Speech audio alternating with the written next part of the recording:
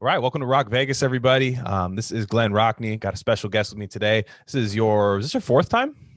Yes, fourth Fourth time. time. Fourth time. You think you might be tied with Matt Fallon now, if I'm not mistaken.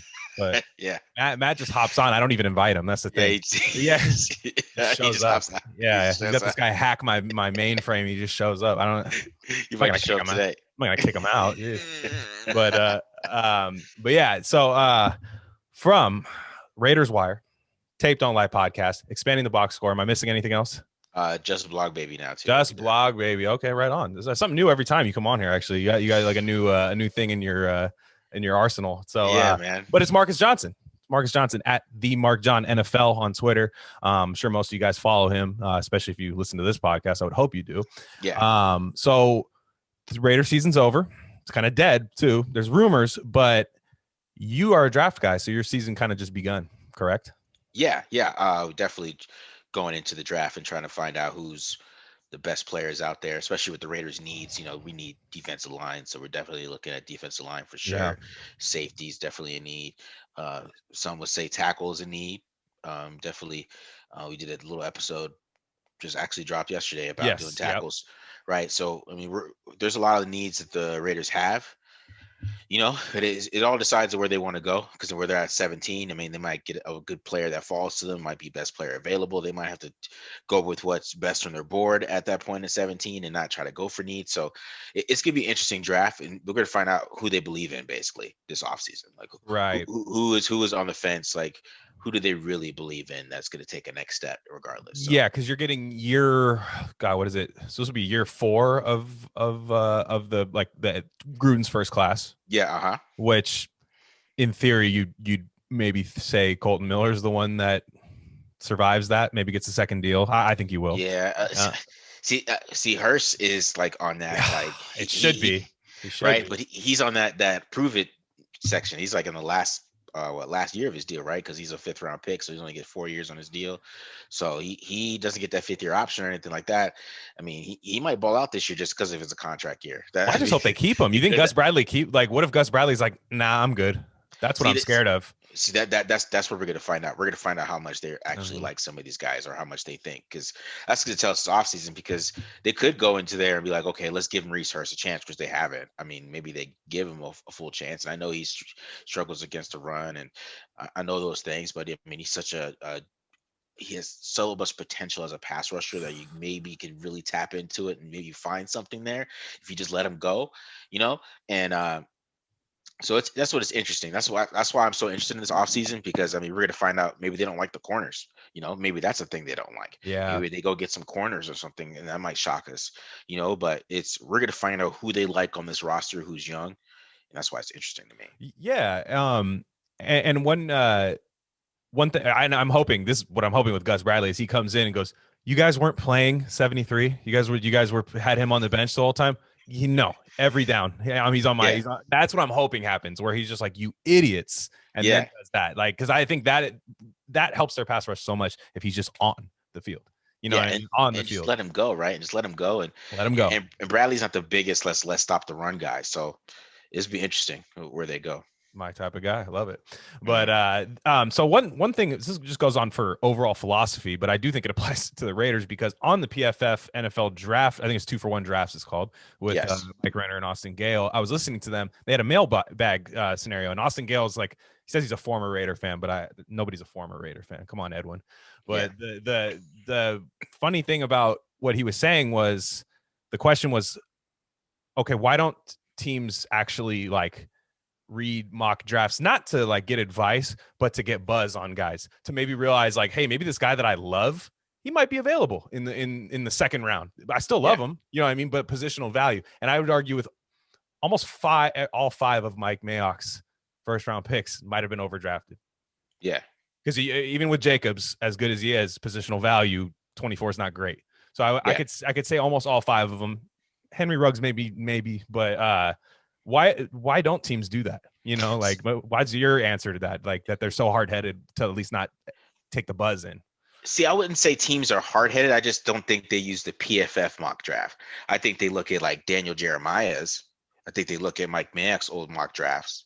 I think they look at mock drafts like that. You think they With do? guys are yeah, with some guys are connected. I know some draft rooms they will do that. They will see who's doing what, especially if because there's some guys who are just connected to the NFL. Just like you brought up Josh Jacobs and some of those guys getting drafted early. But if you follow Daniel Jeremiah, he had a lot of those guys in the first round. Like he was higher on Jonathan Abram than a lot of people It's were. He true. had Jonathan Abram as the first round grade, and that a lot of that because he's a TV guy. That's what he's hearing and it's what he thinks. It's a little bit of both. He tries to say Yeah. that his top 50 is what he thinks, but I don't believe him that much. I think it's a little bit of what he's hearing Mhm. and what he thinks, right? So it's who's in tap into where it. And I know PFF they love themselves, so they want to know why the NFL's not looking at their mock drafts, Yeah. which that's why they went. I remember when the Cardinals had a draft a couple years ago when they were getting drafted like Isabella and Byron Right. Murphy, and they had those guys like super high. They gave them like an A+ draft for everything, and those guys really haven't turned out to be superstars. I mean, Byron Murphy's a pretty solid corner. I'm not gonna give him that, but Isabella hasn't done anything in 2 years. So Yeah. and PFF was super high on him. So if you go by what the Cardinals did, maybe people shouldn't be listening to PFF. But Well, and PFF gets mad when if you don't take either a quarterback, wide receiver, or tackle in the yeah, first round or yeah, corner. yeah, So those four positions, if you take anything outside those four positions in the first round, they pretty much is an F grade. So yeah, like, like yeah. it's funny when they mock the things they mock to teams. They're like, yeah, there's got a number of needs, but you gotta go wide receiver. And you're like, what? Like, we're four deep already. What are you talking about? Yeah, exactly. But their problem is with college is that they apply their grades too much to the college to like what goes into the draft, right? And a player, this is college football, right? I mean, if this guy's talented and he's dynamic, he's gonna grade really well in college football. Just Mhm. like if he's a quarterback, he's gonna throw the ball really well in college football, and he's gonna have a high grade, right? And some of those things don't always Right. translate. That's why they're huge on Zach Wilson because Zach Wilson's PFF grade is super high, and that's why they had, Baker Mayfield's the greatest, They love uh, Baker. quarterback to come out because he graded like 95 with us, and those things always don't translate because NFL is more of like, are you a great athlete, right? Like, Mhm. are you a great athlete? I mean, quarterback is like you have to handle a lot of different things and a lot of different coverages. You got to be smart. You're just not playing quarterback and having some guy wide open and you're throwing an accurate pass to him, and then it's a Yeah. +2 grade. You know what I mean? So that's what PFF's problem, and that's why they'll miss on some guys that have athletic upside because they didn't grade well. And you got to grade for traits and athleticism with drafting. That's what I believe. Sometimes you just Yeah. can't. Yeah, you can't box score watch with everybody. It's important, but sometimes some guys just have traits, man. You Yeah, know? you hope that they have the athletic traits and the box score, right? Like Yeah, you hope exactly. you hope that it's like, wow, this guy was really productive. Like Cleveland Furl, very productive in college, Yeah, insanely productive, like great tape, great everything. But you're like, you and I talked about it. Maybe he sat out on the combine strategically, on certain things, and it probably helped a little bit. they have to a little bit. But the Raiders, the thing about the Raiders is they hope guys are slow. That's my favorite thing. He's like Josh Jacobs. I was glad he was slow. It's like you still would have been there at 24, Mike. You were Oh at fucking man. 4 or 5. Like, yeah, I always laugh. Like, it's like, man, when I hear that, I'm like, you should never hope a guy runs slow. I'm sorry. No, no, you shouldn't. Like, it kills me every time. But Yeah. so another thing is, did you catch the Al Davis documentary at all? Yes, I The did. Of 30-30? course. Yeah, yeah, for sure. What'd Of you course I think? did. What'd you think of the CGI, man? This I the mean, deep fake. oh, the CGI was interesting. It was. I mean, it's better these days. You know what I mean? Like it's not like it used to be, but these days it's a lot better. So, uh, it wasn't like crazy bad, but it was kind of weird. It was a little weird for me, but I thought it was interesting. The whole stadium thing aspect they try Mhm. to put into it, and how he was kind of innovative, was trying to get those big stadiums built, and how he had that push for it. And so, I thought that was very interesting. And Yeah. this whole battle with Pete Rozelle was just crazy. Yeah, they made like when I see those like CGI things, it reminds me of those old like murder mysteries where they reenacted. I'm like, did Al Yeah, kill Pete Rozelle? I was like, I didn't hear that story. Like, did he murder Pete Rozelle or something? Like the way they were framing it was so weird. yeah, And yeah. They made Al look kind of like a bitch. I'm not gonna lie. And they made Pete look tougher, which was complete opposite. Like I didn't think Al looked that sick in CGI. Yeah. Like they gave him like a kind of double chinish a little bit. I'm like, what's going on here, man? Like I wasn't feeling that, dude. But the story Yeah. phenomenal. Like I thought, Yeah. I thought that was a good story. Like the Irwindale stuff is really cool because I wasn't Yeah. around for any of that, and But yeah, getting to where I wanted to go with that, if Al Davis was still alive, let's 90 something by now or something, Yeah. Yeah, but he wouldn't have retired. No way. I'm like, Yeah. yeah, if he was alive, still the owner of the, yeah. Oh, 100%. Charlton Yes. Heston with the cold dead fingers with the rifle. Like it's Uh, not. Still making draft picks too. Yeah, yeah. Yeah. No, they would be messing with it. Be like, Al, you're super at risk of COVID, and Al would be like, nah, no mask in the draft room. Let's go. And Let's get it. he's like, what's that? Let's And get it. but so what do you think? And this is such a loaded question. So you don't obviously, it's been years since the week he died. I think it was 2011 that he Yeah. passed away. Like, what do you think? For one, does Gruden come back? And two, what does the team look like? Well, one, I would say Nick Gruden just never comes back. I think they that relationship broke up for a reason. I mean, there's a lot of theories that I have of why that ended up happening, and I guess there's stories out there too. But I mean, he really didn't that relationship that they had. Gruden wanted the control. Al, still wanted to pick the coordinators and the defensive coordinators and stuff like that. He wanted to have it's still his team. He's not the coach. He picks the coach, but it's still his team. It's kind of like how Jerry Jones does it. Jerry Jones still does it that way. Jerry Jones basically picks what's around everybody, just like how God, I can't think of his name. Who's the offensive coordinator that went to Boise State? Kellen Moore. Yeah, Kellen Moore. He's, he ended up staying with Mike McCarthy. That's probably Jerry Jones probably pushing for that to keep Right. Kellen Moore, because he has that say. And that's kind of how Al was. And, I don't think Al liked how Gruden was kind of the West Coast dink and dunk either. I don't think he was, Yes. he didn't like that much. I don't think he wanted the more vertical kind of offense. And, as soon as Callahan came in, they became more vertical, and Oh, yeah.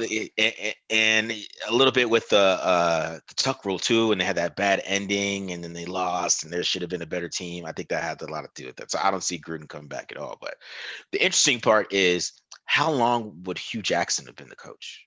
Yeah, that's a good point, because it's tough to say anybody would last long with Al. Yeah. I mean, it's tough to say like, oh, he'd be here forever, because it's just one little thing and you're gone. Yeah. One thing I will say is one thing he wouldn't have liked was, and it was the thing that made Hugh Jackson dead to me, was that last game when they lost to the Chargers. And I want to say that must have been 2011. I think it was later that year. Yeah. Palmer was awful in the game. It was just a bad game. There was a win and get in, because Tebow Mania doesn't mean anything. You don't get the Demaryius Thomas to the house. None of that happens if the Raiders win that game.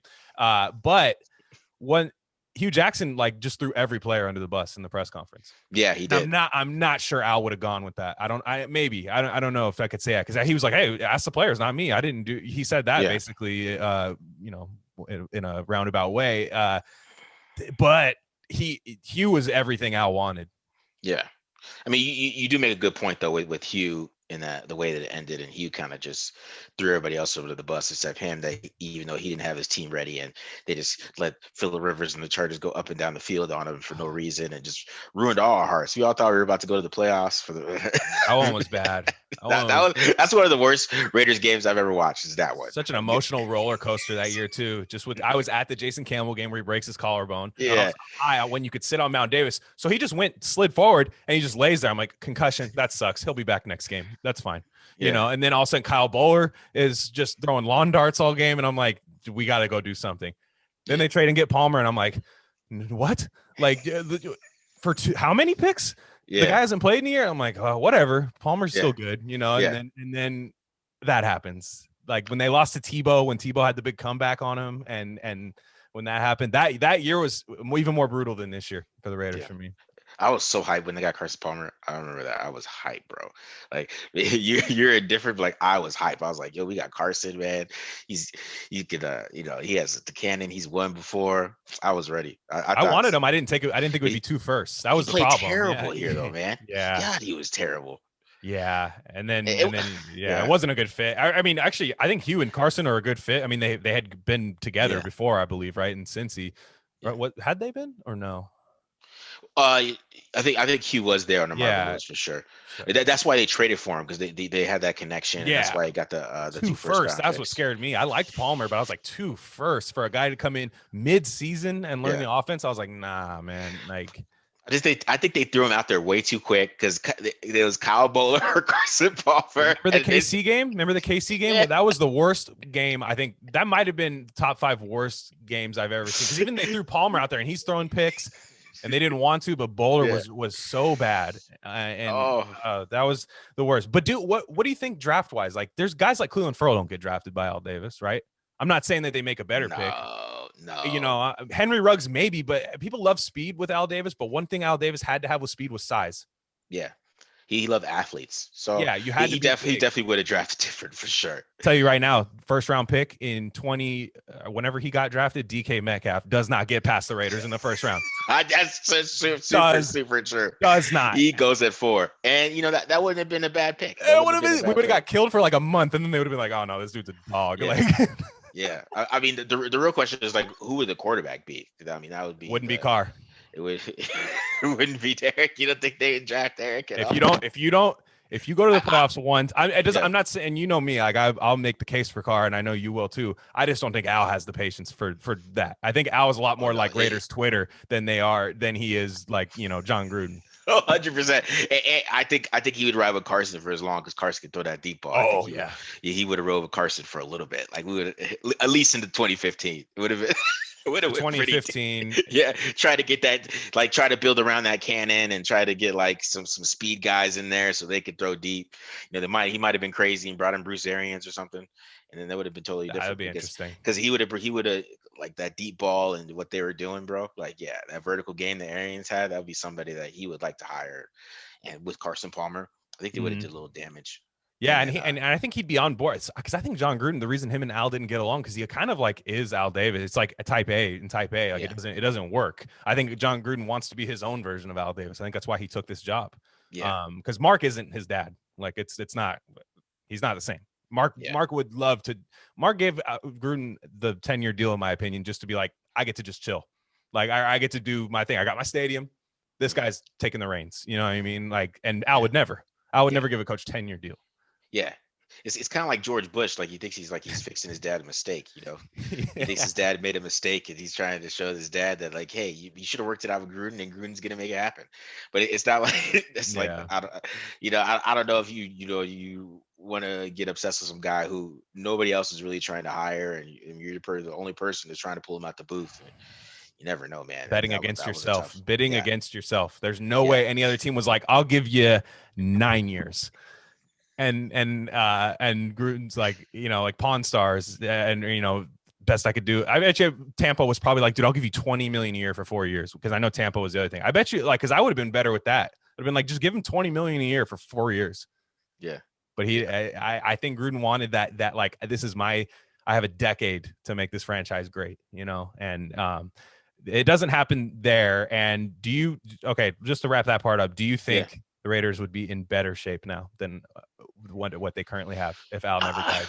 I mean, when he was leaving, or when he did die, they're probably in their best shape, or they're in the best direction that Yeah. they were going in a long time. I mean, they had probably the best team that they put together. I think he kind of foiled the bag with Namdi, and he probably would have foiled the bag with some other things. But who knows what if he would have built the team? It all would have been based on who he picked as a quarterback. To be honest, I mean that would have been the decision going forward, especially in this day and age. And I mean, he picked the wrong quarterback before, Oh, and sure did. Yeah. yeah, right. And that would be the big thing for Al, is like, could he pick the right quarterback, to do what Yeah. he really wanted to do? But I do wonder now with guys who can, like, it's never been a league and you still have to be better beyond what I'm saying, but his Yeah, philosophy makes way more sense now than it did 10 years ago, right?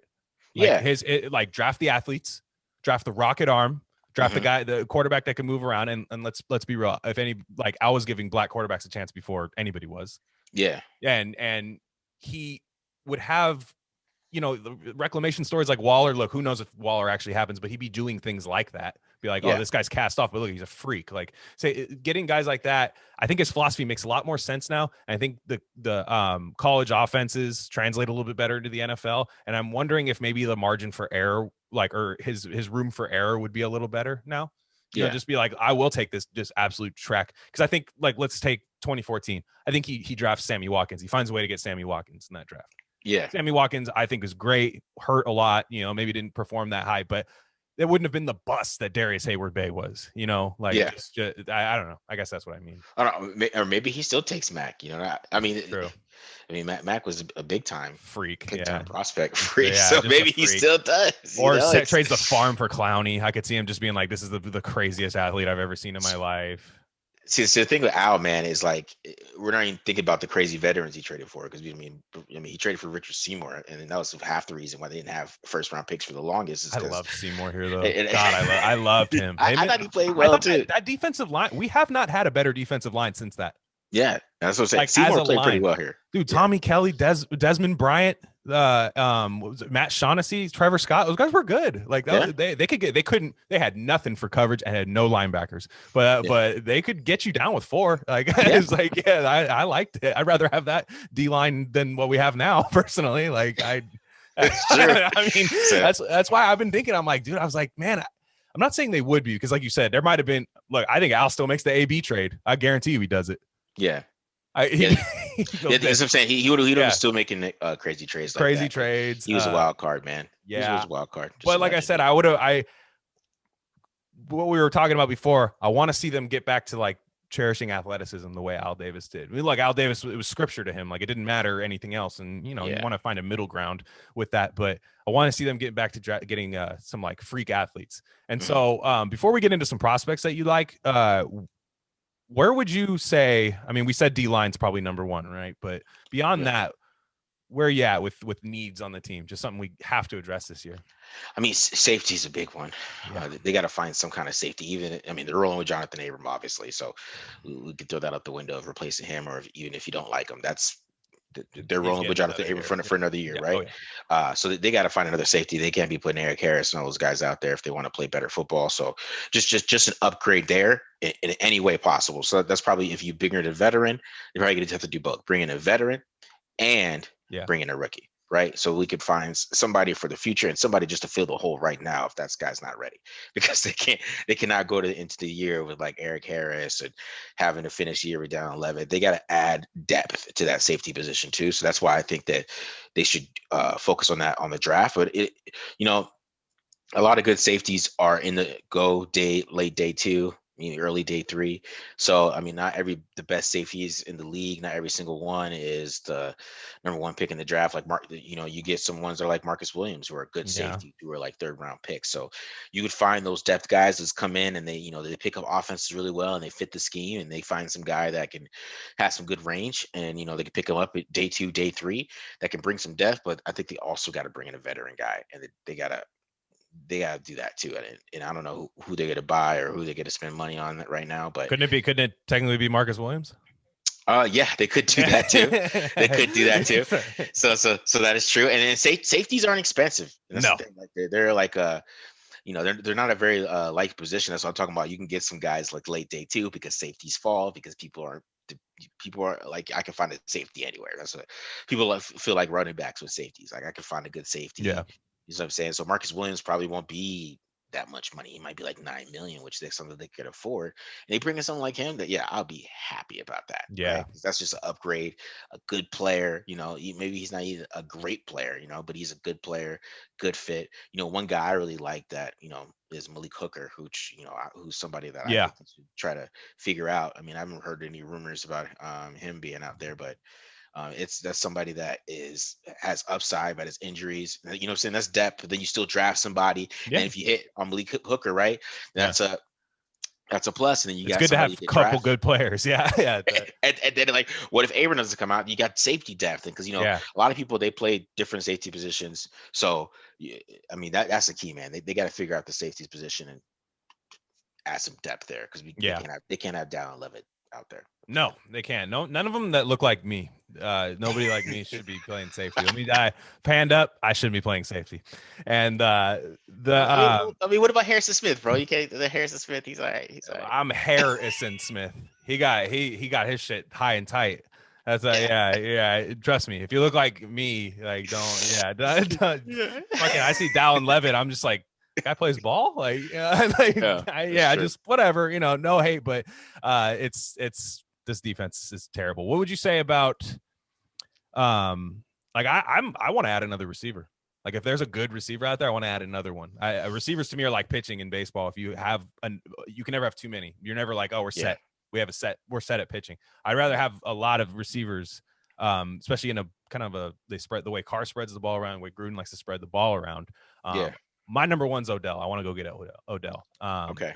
What about you floated the idea of adding somebody like a Corey Davis, which I thought was interesting. What do you think about that? I think if they're going to add another receiver, I think they got to make the decision that if they want to throw the football. Like, are we going to throw the football? Or because if they're going to run the football, I don't know if they really need to bring in a receiver. If you're going to be a run first team, there's not a lot of targets for everybody. So I mean, everybody gets mad about the targets. Like, oh, this guy needs this target. This guy needs this target. I mean, they threw the ball like what 540 times. I mean, total between him and Mariota.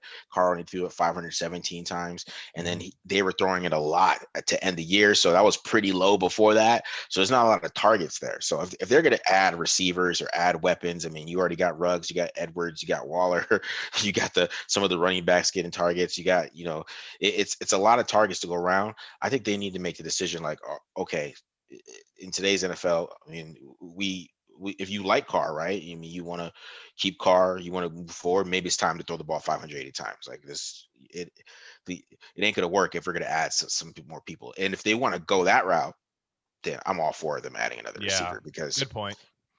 But they need to make the decision. If they're gonna be a run first football team, they gotta make sure that they can run the ball first, which is a big problem that for some reason nobody likes to talk about. It's how they couldn't run the football last year, and it's like a glaring issue. Like, this is a run first football team, and they were not planning on airing it out like they had to at the end of the year, right? So they were planning on, and they still tried to run the football. That's the problem. They got to figure out how to run the football if that's what they want to be. If they want to decide they want to pass the football, then they need to bring in some more receivers because then the targets get spread. Then Edwards gets, if Edwards is the lowest, he gets like 40 targets, and then Ruggs gets 60 or 70, and then Renfro's getting 80, and then Waller's going to get his 140, and then it adds up to like 590 passes. Like, it has to be like that to get the targets up. But so it's like an identity crisis at this point. Like, what is your offense? Are you going to still, which I feel like I know the answer, unfortunately, and it's not the answer I want it to be. But okay, let's go to the run game here. Left guard. I think left guard's a huge need on this team. Yeah. But you make a case for John Simpson. I remember when I was talking to you right around that Bronco game, kind of towards the end of the season, you're like, there's something here. So do you think it's a need, or do you think you let Simpson go out there? It depends on how much they like Simpson. I think Simpson played well to end that in that last game. He played really well. He had a really, really, really good game in pass pro and running the football. He was definitely had a lot of attitude that I think the offensive line needs. So if they like Simpson, I mean, they could probably plug him in and try to see what's going on. But I still think they might add some depth. I think they're going to try to go with like a swing tackle, probably pretty late, somebody that could play different positions so they can move them around probably in the draft. I think that they're going to look for somebody like that. I know they really, I don't know this. I don't want to say that, but I just have a feeling they like Alex Leatherwood because of how athletic he is, and he can play guard too, and he can play tackle. So they got to figure out how to get this offensive line back to running the football well. And it's not really all on the offensive line. I think John has to decide that he has to become more multiple with how he runs the football. If they're in 11 personnel, which I'll explain is basically one tight end, one running back, right? And so you basically have like 3 wide receivers most of the time. And when they pass, that's what they're in. They pass out of that like all the time. That's their main pass. They don't pass that. They pass out of other personnels, but they don't pass that much. They run the ball like heavy, like 1 to 3, like like 6-7% of the time in other personnels are running the football. 70% in 11 they're passing. So it's a lot of things that have to do with the run game that aren't just the line. I mean, John has to figure out how to. He has to fix that. He has to figure out how to be not predictable, basically. Yeah, because the defense could just cheat. They could be like, you might burn me every once in a while, but I'm gonna snap that 1st and 10 run that we all know. Yeah, You're getting 1 yard yeah. at most. Yeah, I hear you. So that's good. And then how are you with the corners, with the young corners? I mean, you said maybe they don't like the corner. I'm not saying you're floating that out there. You're just saying Yeah. there's a possibility that Gus Bradley might not like Trayvon Mullen. There's a possibility like that. But where are you at with those corners? Like, because I go back and forth. Like every day I wake up, I'm like, there's something there. Sometimes Yeah. I'm like, I wonder how that's. I wonder how Bradley feels about him, because I think Arnett and Mullen will do well in his system. mhm. I think they both fit and what he wants to do, and like a lot of his cover three looks. They have some press man on the other side and things like that. And I think both these guys excel in press man, and I think it's gonna be a good look for them there.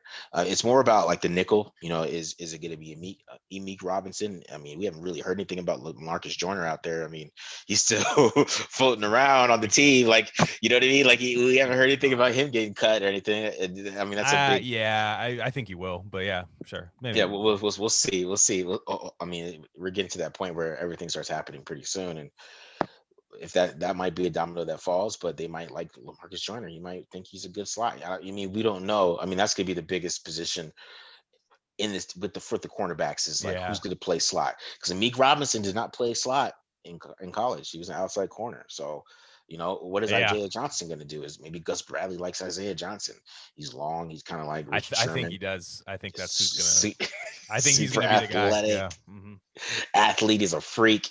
So, and he could play press corner, and when he was asked to play press, he played pretty well. When he had to play off and was in space, didn't look very good. So, is he really going to like him and put him in the best position to win? It's going to be interesting what they do at the cornerback position, or if they bring in new people. That's going to be interesting. Yeah, To see.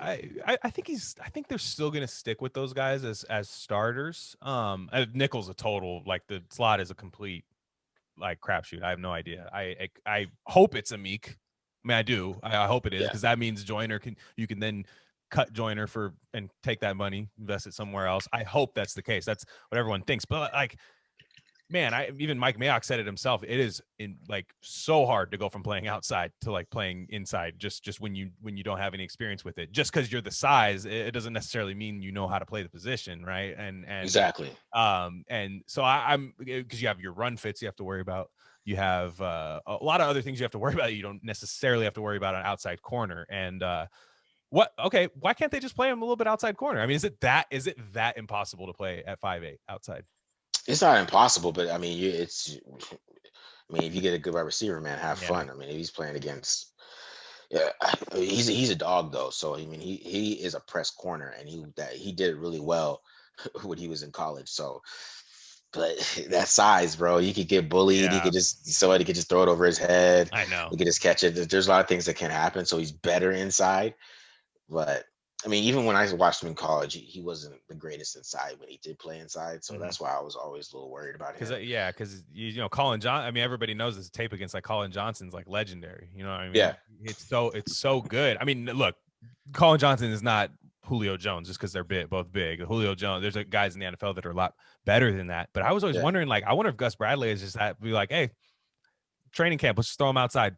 yeah, You know what I mean? Like, let's have you face up Darren Waller. You know what I mean? Training camp, just we'll see if you can even if you can get in the area code of the ball with Darren Waller's there. Because why not at least see if that translates rather yeah. than just immediately stuff that guy inside at the slot. Like that's, and worst you can find out is be like, guess can't play either, Exactly. and then that's your 4th round pick or 5th round pick, whatever he was. Yeah. And that's not a big deal. But let's get to the quarterbacks now.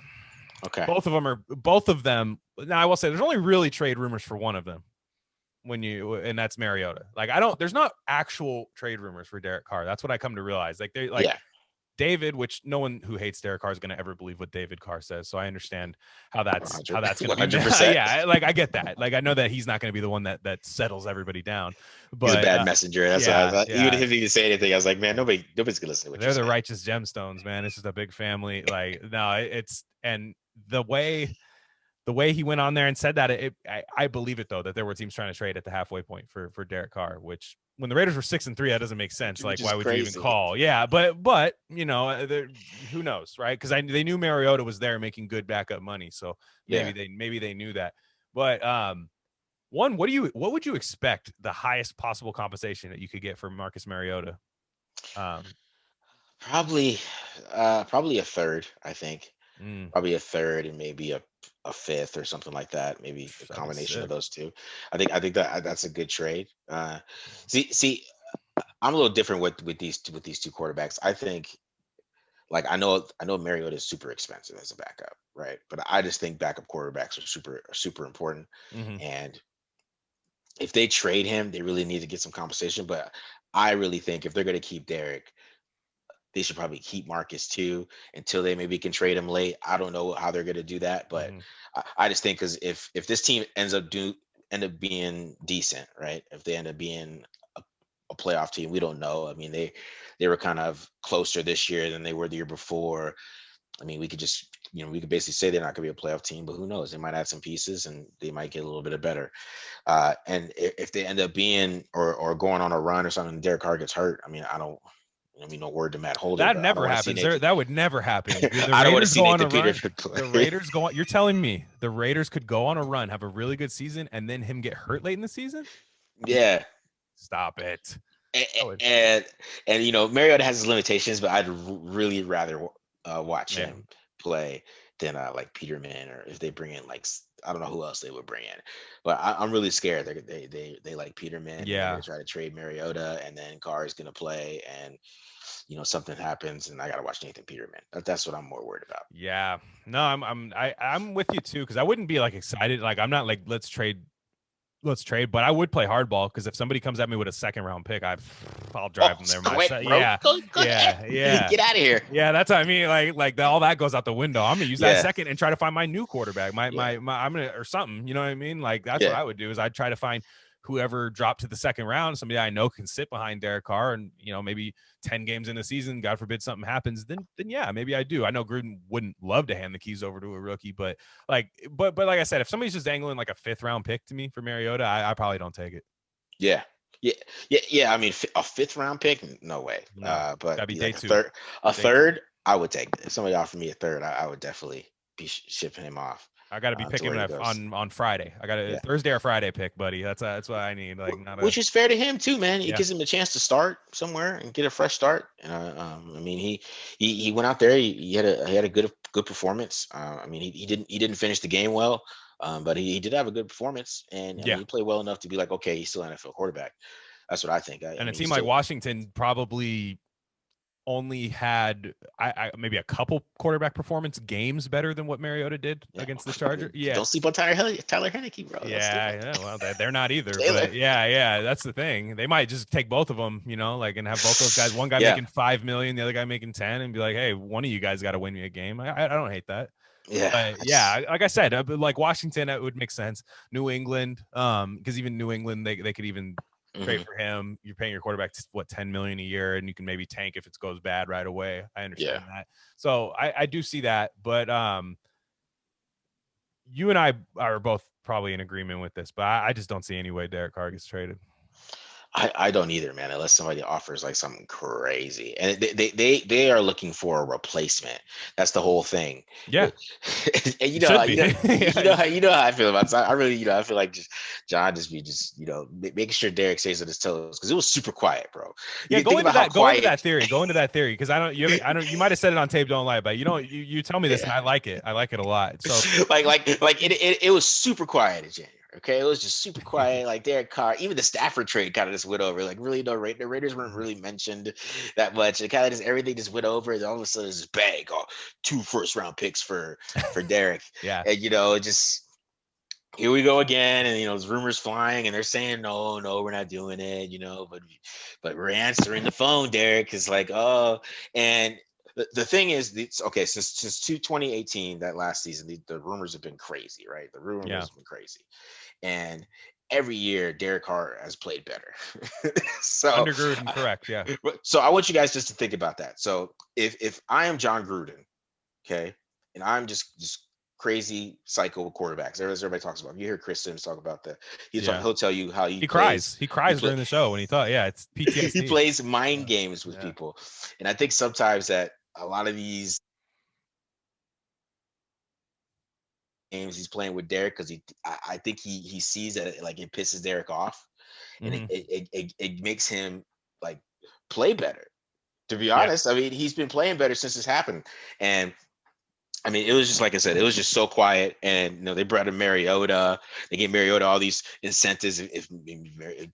Derek, if you don't play well, I mean, he's getting 20 million, so you better you better come out and play well. So I think it's a little bit of that too. I think it's some mind games. I think they are listening to those trades too as well. I mean, because I mean. I mean, Derek Carr, he's above average quarterback right now. I would say he's a tier 2 quarterback. I mean, Right. I think tier 3 was where he was coming into 2019. I mean, after 2019, you're kind of like, I mean, yeah, he put up some good Yeah. numbers, but let me see that again. Firmly. And, right? Firmly. Like, let me see that again. And Sure. he kind of did show it again. So I would say he's above average quarterback. But I mean, for the right price, and if you can get somebody else to replace him, I mean, Yeah. you probably should do that. But I also think they really like Derek, and I think Oh yeah. Gruden just loves to motivate him a little bit. Couple things too is one, I do agree with you. I think Gruden likes Derek Carr so much to where I think almost any AFC team would be out as far as where they would deal him to. I don't, Yeah, because I think Gruden would trade him and be like, I hope this guy doesn't fuck me over. I hope, I don't want to see this happen. Khalil Mack went to the yeah, NFC, right? Like guys like that, you don't see a lot of. You do see interconference. You see more interconference trades than inside the conference, but the and also, there's so many limited options in a Gruden offense that you can replace him with. That's the only reason why I don't, because I don't love Derek Carr, even though I do think he played really well last year and definitely well enough to be a playoff quarterback in my yeah. opinion. But like who feasibly could come in even from the draft? Like I don't even like who could they even get? That's what I'm wondering. That would play year one, which you'd have to still have a stopgap there. So it wouldn't make sense to trade Derek Carr and draft somebody because I don't see him handing the keys over right away. I'd still think he'd keep Mariota at that point, which okay, not the worst thing. Yeah. Yeah, it's so weird. Like when I ask who the replacement is, people go, "Oh, Deshaun Watson." Yeah, great, sign me up. I would love that. Like let's go. Yeah, Duh. yeah. Yes. Like people think no, I don't want him. Like I'm not like those people. Those are But weird. that other than that, like that's not really an option yet, and might It's not not ever really an be. option. That's what I'm wondering, and I don't see anybody coming in and being what Derek Carr was last year. See, that's the thing. Derek Carr is a good quarterback, and he runs that offense really well. I think he Mm, understands the offense.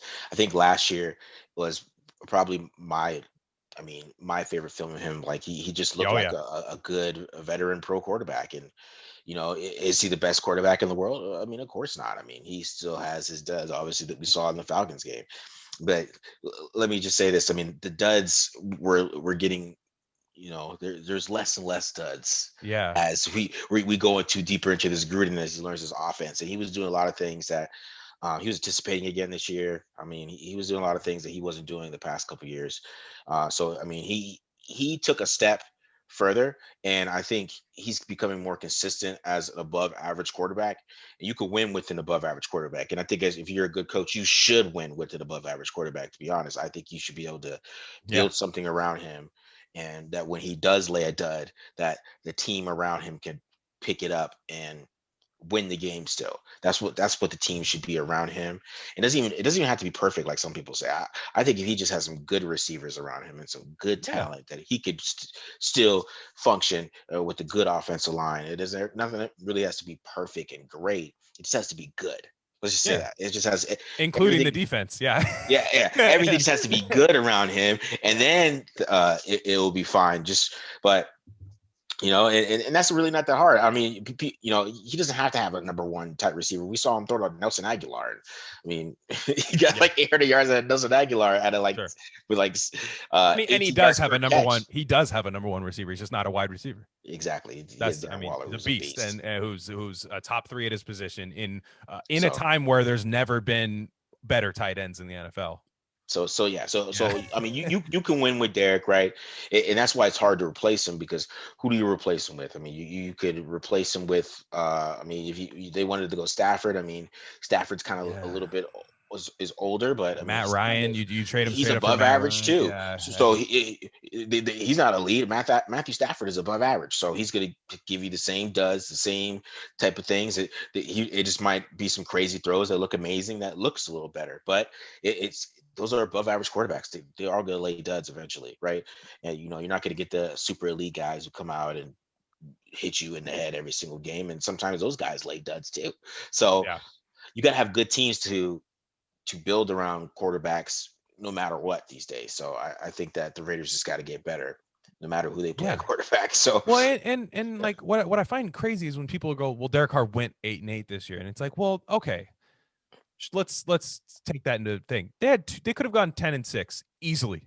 Not even like, oh, if this happens, if this happens. No, you make one stop in each game. Like you yeah, make you don't face mask the quarterback against the Miami, right? If yeah, that doesn't happen. And I know Derek Carr didn't play this game. This was a Mariota game. I don't want to take that from anybody who loves Mariota. yeah, The Chargers game, like those yeah, two games should have been wins for the Raiders, and uh-huh, not because of anything what the offense did, in my opinion. yeah, Like exactly, you had the lead with even the Chiefs, and which look, you give up the touchdown to Pat Mahomes. It was blown coverage. Like even those games, Derek Carr put them in position to win those 3 games. So even yeah, if you win 2 out of those 3, you go 10-6. 10-6 might not have gotten in the playoffs. AFC was crazy this year. Most yeah, times it does. yeah, Most times it does. So yeah. and it might have gotten them in the playoffs. Honestly, like I'm not sure. Yeah, I don't know. I don't know, man. They gave up a score on 50% of their drives. It is you're not going to make the playoffs doing that. Let's just say that. It doesn't matter I don't care who your quarterback is. Oh, don't worry. Yeah. That's the thing. Like would it might look prettier. Yeah. The losses might look better. But they're still going to lose if you're giving up a score on 50% of your drives. Because even if they were better, let's say they're better in the red zone, right? They could have been better in the red zone, score more points. But that's just it was still a 1 in 2 chance. This is 1 out of 2, guys. This is like No, I know. I don't think people understand that, bro. Like No, that they is the don't. highest in league history. There's no way. Yeah, they say No it's a way. bad defense. I'm like, no. This is historically bad. This Yeah. isn't. Yeah, it's like we had the Cleveland Browns that went 0-16, but just the defense, like that as a defense, like last year, it was really really bad, It and was so. it was so bad. And I'm not even trying to paint Derek Carr as a hero, but I'm saying like I see all these people saying like trade him to the Bears. It's like do you see why the Bears want him so bad? Like if by Yeah. your logic that's true, or why these teams that are better than you want him so bad? Mhm. Like look, if there was a tumbleweed blowing in the desert on as far as like who wants him, yeah, I'd say you have a point that he sucks, but good teams want him. There are no bad teams saying he's going to save my franchise, but there's good teams that are saying he could take me to the next level. Yeah. What you don't trust me about the car conversations, people is like people that like Gruden, that really, really, really, really, really, really Yes. like Gruden, want to get rid of Carr.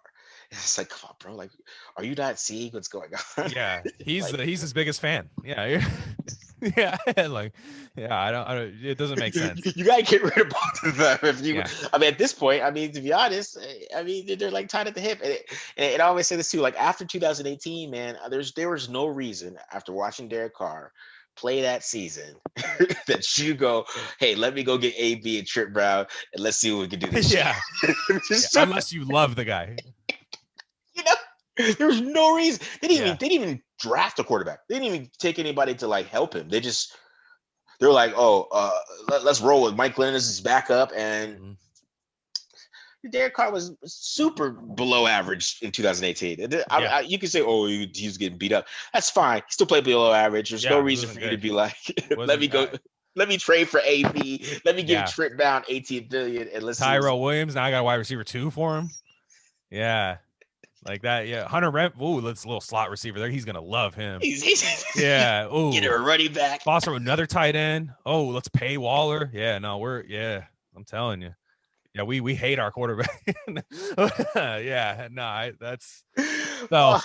Look, man, we could say all we want about Yeah. the car and all this kind of stuff. Is real thing is they've had 5 first-round picks in the last couple of years. Haven't done anything really insanely good with them. Okay. Now I will say, side note, I was revisiting the 2019 draft. Everyone's least favorite pick out of that is probably Abram right now. Like everyone's real low on Abram, even lower than they are on Furl. Yeah. Have you seen who was taken around that time? Like it's not great. that part of the draft, like that's one where they should have traded way back from that Well, pick. Simmons is the guy that got Was taken Justin from. Simmons in there? Okay, maybe Oh no, Jeffrey Simmons. Jeffrey, but yeah, did he go after or He went before? after Jacobs. I think he went Oh 25. yeah, because I thought okay, because I'm saying with the Abram. Oh, the Abram pick. No, yeah, the Abram pick. If you look at who was around during that time, it's kind of a desert, like kind of a. It was a weird time to have a pick at that point. So like, as much as I, still wish they would have traded back. Yeah. Okay. You have Jonathan Abram. After that, you have after Jonathan Abram at 27, right? Montez Sweat is the pick before, and that one hurts because that one would have been cool. Yeah, that would have been cool. Same school, so you watched the film. And you have Jerry Tillery after Jonathan Abram. He's a Golden Domer, but still. LJ Collier. DeAndre Baker. There's a lot going on there. Yeah. And then N'Keal Harry. Rocky Sin would have been interesting, but he's been struggling real bad lately. The one that hurts is at 36, you get Deebo Samuel, and you just wonder, like, man, like that's where we need a safety, but man, I would love to have another pick and then grab a good wide receiver. Man, see, I wouldn't have been mad if they went Farrell and Montez Sweat and then boom, Josh Jacobs. And then you get Crosby. They still draft Crosby. Then you got a D line for a minute. Let's go. All right, Sweat's balling. Oh, man. Yeah, I know Sweat's got a lot better, more talent around him. Like, I get that, but like, man, he's going good. But that was just a side note, because I know a lot of people sleep on that, because I went back. I hadn't really looked back at that draft in a while, and I looked at it, and I was like, staying at that pick, they didn't necessarily pick the worst guy. So like I'll give them that, even though Abram's not doing well. But this year, who? Now, I'll ask you right now, who do you like overall? Even if you're not looking at it through a Raiders lens, who do you like overall? Who are some of your guys? And then after that, who are your guys for the Raiders? Well, Kyle Pitts is probably one of the best tight end I hate to say it, but man, he is crazy good. That dude is a wide receiver, and he blocks pretty well, man. He doesn't block too bad. And he's special, man. That dude he's gonna be legit. I know a lot of people are scared of tight ends because of TJ Hawkinson. But Hawkinson's not bad. I mean, but and Hawkinson was not Kyle Pitts. Let's just get that straight. What you do with you can't just kick TJ Hawkinson out to your outside receiver position, man. Like, you just can't do that the way you can do that with Pitts, man. Like, Pitts is like Andre Johnson is like a tight end. It's insane. Like, just like physical and just sudden. Hawkinson's I still think Hawkinson's gonna be a fine player, but 8 overall. It's not. But okay, go on. I'm sorry. You're fine. Kyle Pitts for sure. Of course, I'm a quarterback guy, so I like Fields. Oh yeah, Fields is a really, really good player. I think that he's extremely accurate. He's probably one of the most accurate quarterbacks. Are you your team Fields over Wilson? Do I have you on record as Fields over Wilson? 100%. Got it. Nice. Same. If you think about it, I think Zach Wilson he sees ghosts sometimes. So that's always I worry about him is your line is awesome, and I've seen you flinch with nobody around you. I don't know about that. It's not great. Reminds me of a USC quarterback that went high a few years ago. Yeah. But, So I really like Fields. I'm really high in him. I watched a lot of the D tackles. I really like the boys at a UFC, like Tufele and Tupelo too. Like, I really like those guys. If the Raiders ended up drafting any of those two, I'd be super happy. I think Tufele could come and take Jonathan Hankins' spot right now. He could come and play that one technique and be fantastic. And play 1, play 0. Play the 2. He would come in and play really well. So those are some of the guys I like. I haven't really got into the wide receivers yet. I don't want to get into that and stuff, because I've been focusing on just looking at the Raiders. So I've been watching tackles and stuff like that. Well, I hope they don't take one high anyway, so they could get like 8 targets. Yeah. I want my guy contributing. Sorry, year 1. Yeah, we got to let the year 2 guys that didn't get a lot of targets last year. I want those guys to eat they played their way after the red shirt year. Yeah, exactly. They're ready to play. The red shirt scout team. Yeah, and so, but the what do you think of that? The guys I like. And I was actually DMing BD about him the other day. God, this sounds stupid because I don't even know his name. The UCF Richie Grant. The UCF safety. I like him a lot. And then I love that defensive tackle. And I'm not super well versed on like which spots on the D line they play, but I love that one out of Washington.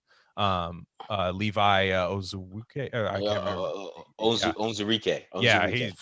I don't know. I know he doesn't have the production a lot of people want, but I Yeah. just see something there, man. Like I see just one Yeah. of those guys where you're like, how did this guy get to pick, 37 or so, whatever, hmm I like those guys. And I'm team go all defense, man. Like in the draft, I think there's high end offensive talent up high, which I think it's fine if the Raiders are picking 17, because I think they're going to have I have like a spicy take that they're going to be able to take one of the top 5 defensive prospects in the draft at 17.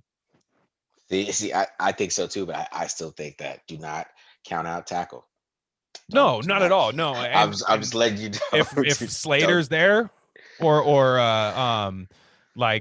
just or who I don't know who's the top right tackle in the draft. I mean, probably the top right tackle for me is Jalen Mayfield. He's Where's the he out top of? right tackle. He's from Michigan.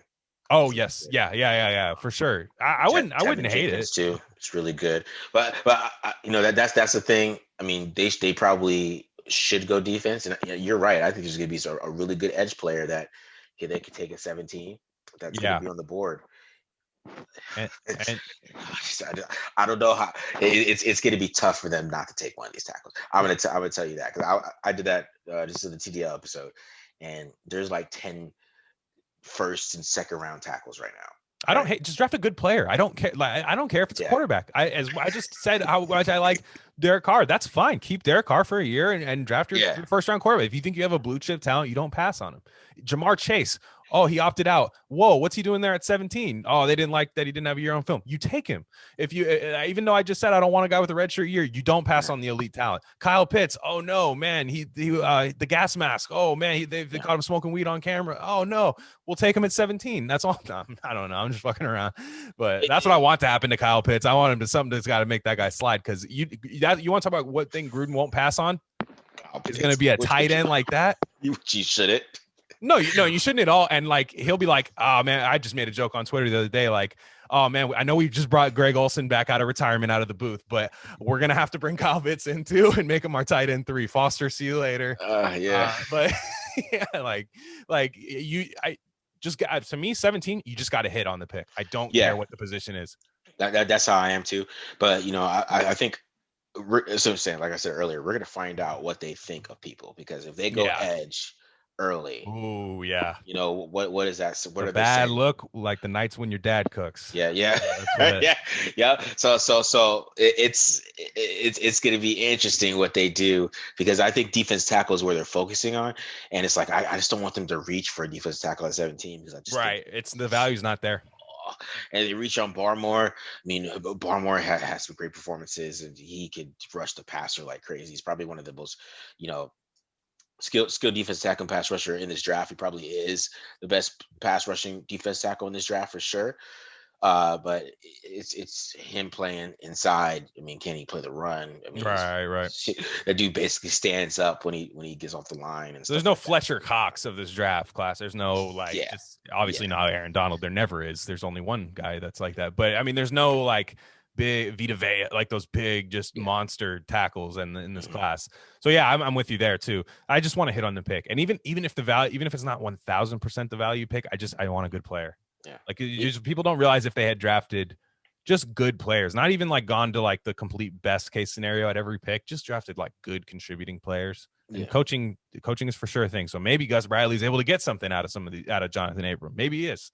Like that's what you hope is the case. And I think that's what he's going to be asked to do is, hey, make these picks work for me, please. Cause like I need even more importantly, who we bring in with, but you're going to need to make these guys, cause we're not cutting them yet.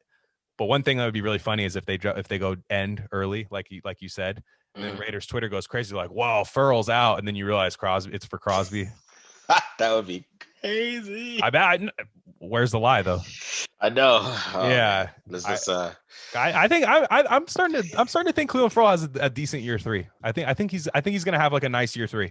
I think so too. I think he was headed that way, and then he just got injured. Like I think he had like some shoulder issues and stuff, and I think he's gonna have a nice year 3. And he's gonna get 2 more years. He's not even gonna get one. There's no way. Yeah, They, he's the more consistent player, bro. That's really what it is. He's I mean, he's not the greatest pass rusher right now for sure. I mean, that's a big thing. But I know people hate that he's good against the run, but he's the more consistent defensive end. I mean, he had I think he had the best pressure rate. He's a better pressure rate than Max Crosby did, or about the same. They're right, about the same, right? Or everybody thinks Max is way better than him. I think Max just didn't play the run very well this year. at Um, all. and that was his problem. And Max is, when he wins, he finishes, so he gets sacks. But he just Yes. doesn't. He's got to win more. He's got to figure that out. He's got to try to add And some win more against moves. better Yeah, talent, man. exactly. It's all I hate when I see like because when I watch the game from a very just fan perspective, like the first time you'll go ooh, like you'll see Max get in there and get a sack, you'll be like damn, and then you look at the time and like, and that's the Chargers just signed him out of the AFL, the AAF league. He was he was working the forklift over at the Vons down the street, and you're like, oh okay, like and so he whooped his ass, and Yeah, like Furl, look, I know he's a rookie, but Furl was beating the shit out of Mekhi Becton for yeah. like a little bit, like coming off the COVID list. And Hmm. and there's something there. Like there's something there. I'm always team Brian Burns. It should have been Brian Burns. I'm always that. I've always been that, and I always will be because I think he's going to get a defensive player of the year one year. But Hmm. just draft good players. I don't care. Like that's my number one thing. So my goal for this podcast in the offseason, I'm gonna bring on a bunch of different people. I want them to tell me who they think are the best players, because that was a Yeah, trick question I asked you when I said who do you like for the Raiders and who do you just like overall? Because I just want all those guys that you like. yeah. Get them, like figure it out later how they fit in.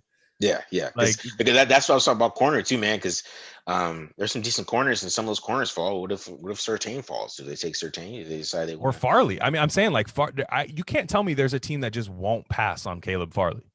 Yeah, Like that's like that. or like before the Raiders. Like I'm not saying that he's gonna be there at 17, but like I'll be real. I have not watched Caleb Farley, like, but Yeah, he just seems to be the consensus top guy out of a lot of yeah, people. So I saying there, look, there'd be like, oh, there's no way the Broncos would pass on Caleb Farley. Really? What if there's a quarterback there and they don't have a court? Like you there's never know. every team has other needs besides just that. Like corner's not that position that a team like can't pass on. You know what I mean? And Yeah, and and I'm saying if he's there at 17, you get that. And I know we have Mullen in our net, but now we have three corners.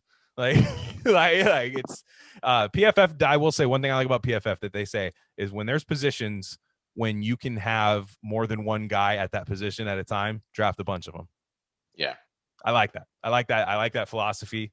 yeah. Um, but do you have any more like? Do you have any like sleepers? Anybody maybe that people don't see in the mocks quite yet, or like the just maybe somebody you saw that you're like, why isn't anybody talking about this guy? A couple sleepers. I mean, I got a lineman sleeper. My boy Robert Jones. I think he's really good. He's from Middle Tennessee State. He's a He's a really good player. defensive Yeah, lineman. yeah. Okay, The defensive lineman. No, offensive tackle. He's probably a good play guard, but he's okay, really good. I think he's a good player. He had a good Senior Bowl. I mean, a guy I love that. One of my favorites is Tutu Atwell from Louisville. I yeah. think that's He's getting a lot of buzz now too. Back end of yeah. the first buzz. which He's a which I beast. yeah I think he has a chance to go in the first round, Beast. but I think he's gonna be a really really good player. If somebody uses him correctly, like if you let Bruce Arians get him, it'll be a problem It's gonna because be what Andy Isabel. Andy Isabel is not gonna have a job. Yeah, if you exactly let him get him. No, I agree. yeah Buddy, what about there's I like them both and their last name more. I like Elijah and Rondell, and I know you haven't scouted a lot of wide receivers yet. So, yeah but like I like Elijah and Rondell more, and I think those guys like especially Elijah more. He's the Ole Miss guy, right? yeah he's getting a Yeah, lot of he's buzz. I just see I see but him he's all just over. got that dog in him. Like I like it. It's like he's reminds me a little bit of AJ Brown, maybe not quite the speed, but he's just got that Yeah, like just that dog to him. And if the Raiders are gonna go there, because they have a second round pick this year, so like it's I there's gonna be those guys that slide. It's gonna be such a weird year. And I guess my last question for you is what do you think is gonna happen to the guys that opted out? Where do you think beyond maybe like Penei Sewell and Jamar Chase, the guys that are like obviously blue chippers? What do you think is going to happen to the guys that opt out? Do you think teams are going to value that? Still, just go off. Hey, whatever last year tape I have, I'm going to trust that. That's fine. Or do you think there's even because I know it's for player safety, but do you think there's going to be any teams that are like, you didn't play last year, man? well I think it's gonna hurt certain guys. I think it's gonna hurt Pac-12 players Yeah, that didn't opt out because they always have their little thing with the Pac-12 already. So that's why you're going to see some of the defense tackles aren't getting the same buzz as you would. if they were like SEC players. I think the SEC players would be fine, like Jamar Chase. Like, oh yeah, he was 19, so when he did this, so he's always going to get that kind of buzz because he went to LSU and he performed against some of the best uh, talent in the country, right? And I think Pac-12 players like, you know, Daniel Jeremiah has Slater over Sewell. That's So crazy. right? I can't do it, man. I understand what you're saying, but Sewell is a monster. But just that's what I'm saying. I know. I read it too. I read that mock too. The Pac-12, they just have that kind of thing about them, and I think it's going to hurt some of those guys. I think. Man, you went to Appalachian State, Daniel Jeremiah. Like, no, I know. I'm just I just laugh. Because I see that too. I mean, I'm a Pac-12 kind of hater a little bit too, honestly. But like I just laugh. Like you went to D2 school, bro. You know, but that's what's gonna hurt, man. It's gonna hurt the Pac-12 guys. I think it'll hurt some of the smaller school guys. It had to opt out or anything like that. I think it's gonna hurt Trey Lance a lot. I think Trey Lance is probably gonna fall further than we actually think at this point because he won only 300 passes. It's gonna be somebody that might fall past the Raiders. The Raiders Twitter would freak out if he was at 17 and they didn't pass him. I'd be a little like, yeah, damn, really? I see a lot of Kaepernick to him, man, and I mean that in like a good way, like because everybody's got their opinion of Kaepernick, but he's a little erratic for me. He's just a little erratic. Hey man, lightning in a bottle. Just give me like that 3-year period of like before everybody figures you out, and then I'll move on after that. But I think you could just be man. You're right though. You're right, and I don't think Gruden likes that. Yeah, and I tell my dude on when I talk quarterbacks, it's like this is threshold with how good some of these quarterbacks are when they play college football. Like if you look at some of the guys that came out that have been playing lately, if they didn't play a lot of college football, like you get a Sam Darnold, you get Dwayne Haskins. I mean, it depends on how you feel about Kyler Murray. I mean, people see what they want to see with Kyler. Yeah. And some of those guys that didn't play, Mark Sanchez, the type of guys that didn't play a lot of college football, those guys are Daniel Jones, right? Yeah. Oh, you know what I mean? Like, they don't have that many starts. He only threw the ball like 300 times. It's gonna be interesting with Trey Lance, but that's why I'm saying he might slide. I think you're right. I think Wilson. Okay, who goes first? Mac Jones, Trey Lance. Oh, God, see, I don't want to say. I'm gonna say Lance because I just hope the NFL's smart. That's all. I think the NFL's smarter. What does that mean, dude? I think the NFL's smarter. I think the NFL's smarter than what the people are saying about Mac Jones. That's what I think. I think the NFL is going to look at Mac Jones different than how you see like Todd McShay and like Mel Kiper and people online look at Mac Jones because people say the NFL is pretty stupid sometimes, but I think with quarterbacks, they're a little smarter than we think. Yeah. No, I'm with you. I just like Mac Jones, man. I'm a sucker for just a nice throw, man. I understand like there's way more that goes into it, but he's so accurate. Yeah, he's accurate, man. But his arm is dead and he can't move, and he's just not a first round. It's a rough. He has a rough shirtless picture too. It's a rough. I'm not saying, hey, I'm not trying to I'm not that guy. I'm just saying it's a rough picture. I'm still mad at him that he was checking down at the Senior Bowl, bro. Like, why are you checking down, dog? Like, I don't care. True. Like I know that's the right thing to do in the situation that you're playing in, but come on, dog. Let's see what you're like. You had a tryout to show your arm off, and you're checking down and stuff, trying to pass up deep throws. My problem is I try to find Tom Brady in the draft every year. I know that's everybody does that. Though. That's my problem. Is I'm like, oh yeah, of course he looks stupid. Look at Brady's 40. You know what I mean? Like where Brady's in the Brady's in the gym shorts and the tucked in shirt running the 40, and I'm like, of course he looks dumb, but he's got it. And like I couldn't even tell you the guys I thought that about. I mean, I will say. I was big on like Kirk Cousins and obviously Kirk Cousins and Tom Brady, but for like a 4th round pick, starting NFL quarterback, still getting paid 3 times. Like, so, okay, that's interesting. But back to what we were saying about the Raiders. Do you think they would pass on Trey Lance at 17? I think they would too. Yeah, I would think they would. I just don't see them taking a rookie quarterback. No. Come on, guys. Look how he treated Ruggs. How do you think you check a rookie quarterback that couldn't just...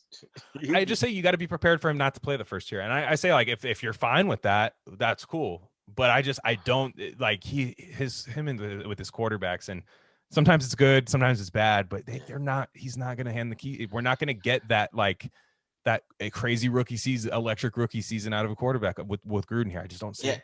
And it's been 3 years and they haven't drafted one. Like you haven't drafted Yeah. one, like not one. Like not. I mean, there's guys you could have like drafted like Anthony Gordon in this or something, or like there's guys in this Minshew, guys like that. Somebody. Yeah. There's quarterbacks out there. They're at the Senior Bowl with Minshew. They watched him. They could have took him. Yeah. You know? Well, I hope Lance is there, and if they don't take him, I hope somebody trades them some. Because like my thing is they've stood pat. What are the odds of you standing pat 5 times in the first round in 2 years? That's like insane to not try to turn that into like 3 more picks at least once to still have to like that. That's the other thing.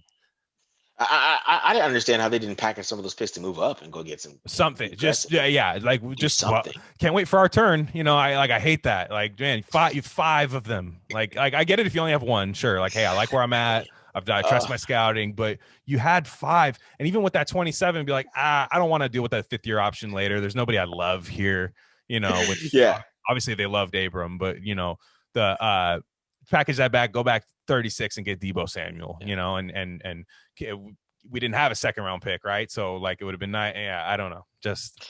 It's crazy, man, and it's all because they had the wrong coach. To me, I mean, if they had the right defensive coach, bro. Defense, yeah, that too. Yeah. I mean, but you know what I'm saying? Like it's that the 5 first-round picks. Every time you say that, it just makes you cringe because it hurts. You think about it, right? That's like 5 years of drafting. Yeah. That's like 5 years of talent. What does Ozzie Newsome do with those 5 picks? Like juggernaut. 5. Juggernaut. 5. Yeah. 1, 2, 3, 4, 5th. Like it is so crazy, bro. Like that's the crazy thing I think about is like just some teams they that's like I can't even think about it sometimes. No, it's bad. It's worse like to me than like, I mean, there's been a lot, but like Calvin Johnson over not picking Calvin Johnson over Megatron because that's I'm sorry, over Jamarcus, and that's like that one always still burns me the most because it was the number 1 pick, even more so than like Fabian Washington over like that's fine, that's late in the first, things happen, but like this. Just it was such a like it involves so many like, okay, I'm excited now, we won't do that again, you know, and look, it's still too early on Ruggs, still too early on Arnett. Probably still too early on Furl. Not really. It's but you know, and Jacobs is fine. So it's Jacobs he's fine. But we all see, you know, and again, maybe he gets hurt too much already. PFF, you still have to have so much other stuff go right for him to be as good as his draft slot, right? You draft guys at that draft slot that can be good on their own, but your run game is such like a watch with like all those, you know, components to it that like, yeah, you miss Richie Incognito and now Jacobs is kind of pedestrian, you know. It's terrible, bro. Having that many 1st-round picks and then like being worried that what are we gonna do this year? Like, to be honest, they should be at the point where they could just this 1st-round pick this year is disposable, where they could just go get somebody because that's how the guys should be built because they had 5 1st-round picks. There's youth. They should be going into the 3rd year with some youth guys that are playing better and showing a lot, and you know, they Paul Gunther as the coach, and they're like, we're gonna go defense in the draft, and it was didn't work. It didn't work. So, well, you know, we'll see though. We'll see. Maybe, you know, maybe Rose gets 11. Just on a positive note, I don't think they're very far away. That's my other thing. I don't think they're that far away from being like a contender, like a legit contender. I don't think so either. Yeah. So like you know, I didn't want to end it on that horrible, sad note. So just sorry, but the like you don't. Do you think like to me, like even this year, like I said, they could have gone 10-6, no problem. Yeah, I mean, no problem. It's all about how they finish to be. We talked about this. Last year. It's just funny. But personnel wise, I don't think they're that far. Is what I'm saying. I don't like. It's not the people have the like. Even when I talk with Matt Fallon, he's so much more down on the roster than I am. I'm just like, the roster's not great. They didn't do the best with those 1st-round picks, but I've seen way worse rosters do better. It's not that bad of a roster. Yeah, especially on offense. Terrible. On offense, they're really good. Yeah. I mean, it's not they're not even like on defense. I don't think they're terrible talent wise, right? It's just like I think they need to be coached up. That's what I think they need. They need some good coaching. They're not bad enough where they're giving up a score on 50% of their drives. So this is basically No what one I'm is. saying, Yeah, right? that's a So problem. Yeah, no one is. Yeah. because like besides DeForest Buckner, I mean, I guess you could say like who is that much better on the Colts defense than the Raiders? Like who Yeah. is really that much better? And they're a good defense. I mean, I guess you could say Darius Matt Leonard, Matt which is Eberflus. That's fine. who's much better than yeah. Exactly. And yeah. Sure, they got a couple elite pieces. They got Darius Leonard, they got DeForest Buckner. But Sure. even the year before, when they just had Darius Leonard, they were still a Solid. middling sound defense. It's because they have good coaching. So sometimes it's all that matters. It's like having a good coach who makes the right calls, who gets them in the right spot. And I think, and some people are down on Gus Bradley a little bit. I think Gus Bradley is going to have them playing sound. There's going to be some games where they look terrible. I Yeah. don't hate it. I don't hate it anymore. Like I remember when they first got it. I remember talking to you. I'm like, it's gonna be Bradley, huh? And you're like, yeah, probably. I'm like, all right. But then I see like the Packers go hire Joe Barry, and then I see these other teams. They didn't really like.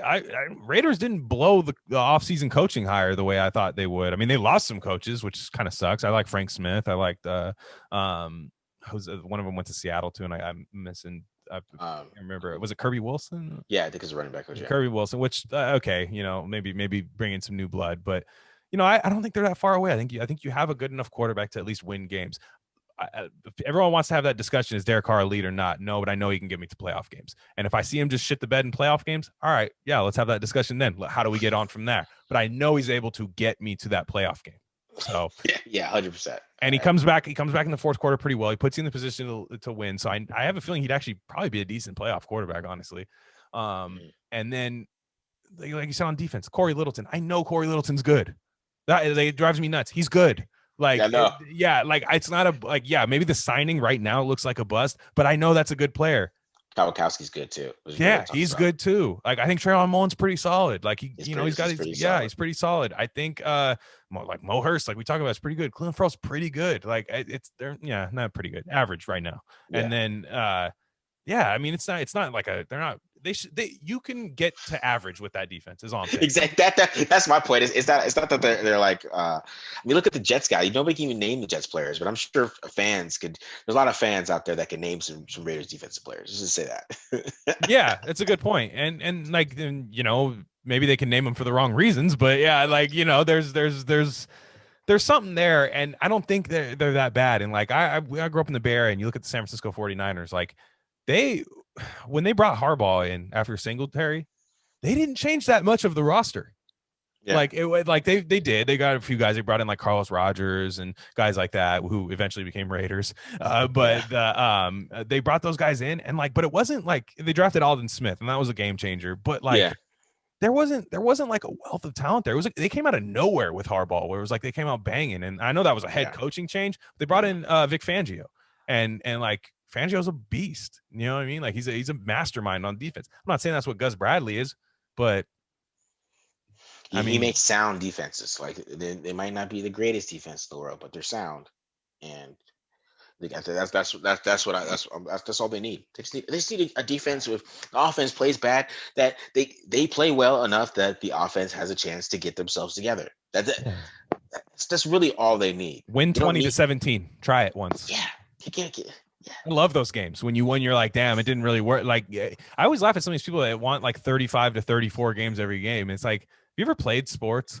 Like, if you play sports, you're like, damn, dude, like we got away with one. That was awesome. You know what I mean? Like we didn't have our best thing. Even the coach isn't even that happy that we won, but we got that one win. And it's like the Raiders have to be perfect on offense. And most people blame that on Carr for not being perfect on offense, but like, no, you need a good team. So I think they can creep to average. That's the other PFF thing. Creep back to average. Like get back to average at your places of need. Right. Yeah. Keep what's good. Creep back to average at that's bad. Don't worry about overhauling everything and doing that. And Gus Bradley's had a really good defense before, a couple, and if he can fix that D line. So man, I appreciate you coming through, man. No problem, dude. Yeah. I mean, again, we'll have to do it again sometime, and I'm gonna have to hit BD up and get his thoughts, because I was talking safeties with him, and I want to get him. And he's already watched like 50 of them. He's got man, and he likes the class too. So I'm interested there, because safety is like, it's either a good class or a terrible class every year. It's like where some guys go high, some guys go like, you don't even see one pick till like late first or something. And so I'm gonna have to get him on. This is Rock Vegas podcast. I'm going to be on probably every other week. I got a lot of other stuff I'm doing, but it's kind of slow right now too. I'm sure if you guys have the film, you guys can lean on. But if you guys didn't have that stuff to lean on, the hell would you do? I mean, man, it's tough right now. Like I know. it's just like, oh, so and so tweeted this guy's gonna be on the block. Let's spend an hour talking about that. Yeah, yes, that's what you gotta do, man. Just to talk about like whatever happens. Tyrell Williams got cut. You got to go live here. Tyrell Williams just got cut. I did forget to say that too. He got cut, but whatever. Yeah, I mean, I forgot he was on the team. Yeah, but and I liked him. I spent all last offseason talking about how he's gonna have a good year. I still think he would have too, by the way. But nonetheless, Marcus Johnson at the Mark John NFL, expanding the box score. Just blog, baby. Tape Don't Lie podcast. It's a juggernaut. It's taking off, guys. I watch it most of the times. I think I've missed an episode every here and there, but I usually watch it. Definitely this draft season. Like I said, you guys don't actually have an off season, so that's pretty cool. You got the draft season coming up. And then what did I miss? I only said 3 things for you. No, I think you got them all. Got it. All right. Again, I'm at Glenn Rockney, and follow me on Twitter at Glenn Rockney, at Rare Candy Pod 1. Yep. All right. Appreciate you, man. All right, problem.